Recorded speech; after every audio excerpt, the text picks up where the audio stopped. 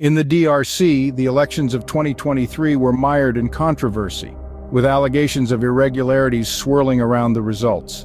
Opposition parties and observer missions alike cited serious flaws in the electoral process, sparking concerns for the state of democracy in the region.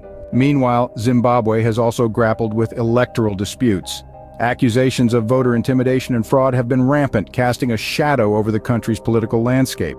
These allegations have been met with criticism from the SADC's electoral observer missions, who have highlighted a failure to meet democratic standards.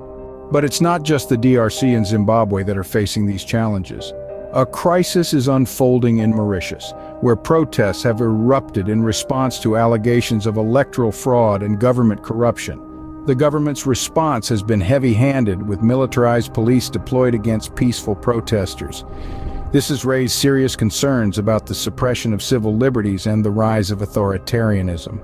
In conclusion, the importance of fair elections in the SADC region cannot be overstated. Rigged elections threaten not just the democratic fabric of individual nations, but the stability and progress of the entire region. It is paramount that the SADC, and indeed the international community, take steps to ensure that all elections are free, fair, and transparent. This is the cornerstone of democracy, and without it, our society cannot truly progress.